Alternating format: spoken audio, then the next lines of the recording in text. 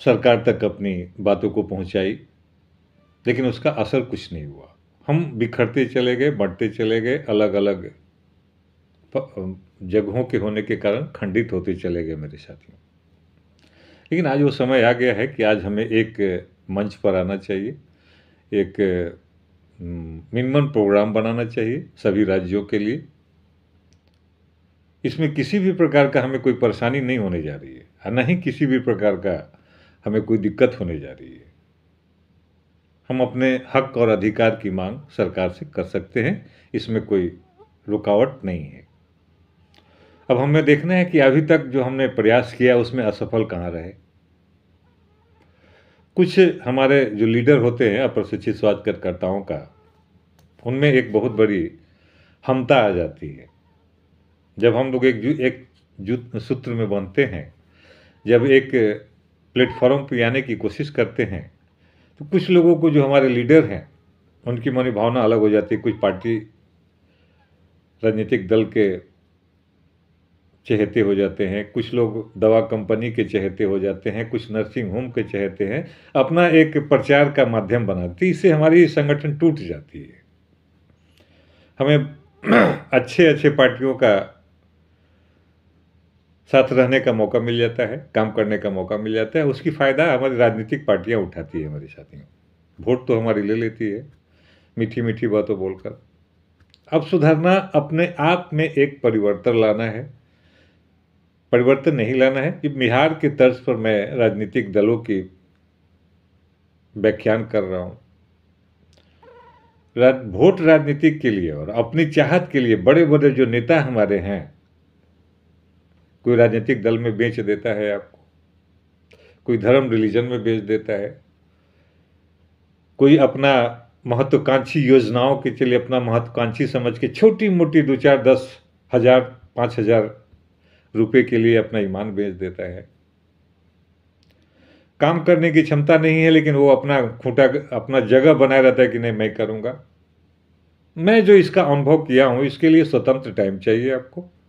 और अब आपको समय आ गया है, समय की पुकार है कि अगर आप पूरे हिंदुस्तान के प्रशिक्षित स्वास्थ्यकर्ता अगर एक नहीं हुए, तो कल के डेट में बहुत सारे, कुछ लोग तो अपना कैरियर बना चुके हैं राजनीतिक दल में जाके कुछ करके। कुछ लोगों के बाल बच्चा अपना सही जगह पर, उन्हें दाल रोटी की ज़रूरत नहीं है। लेकिन 80% अप्रशिक्षित स्वास्थ्यकर्ताओं की रोजी रोटी खतरे में है मेरे साथियों, आने वाला समय में।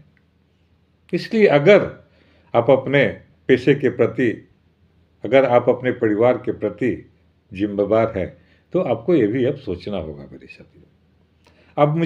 अब हम लोगों को एक दिल्ली के जंतर मंतर पर आगाज करना होगा।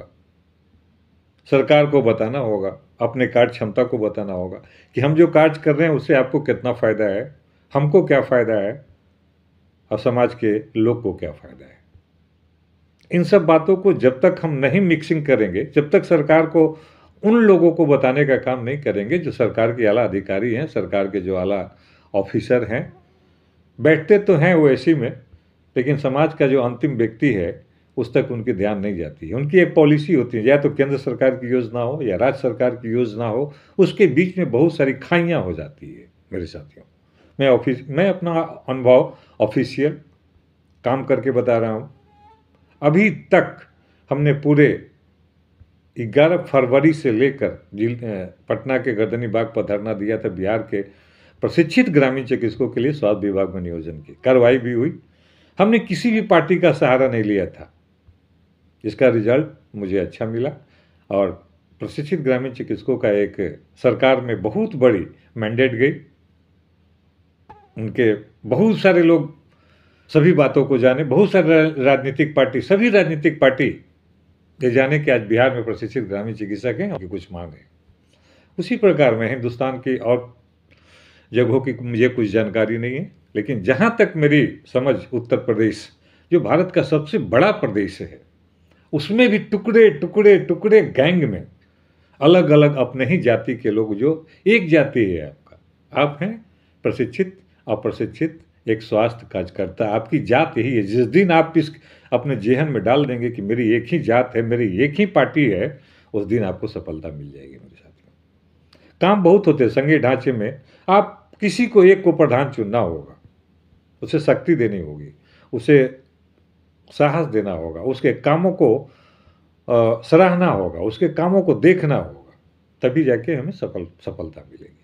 मैं तमाम सभी प्रदेशों के प्रशिक्षित स्वास्थ्य कार्यकर्ताओं से और उनके लीडरों से ही निवेदन करता हूं, अगर आपसे काम होता है तो पद को लें, अगर आपसे काम नहीं होता है तो उस पद को नहीं लें।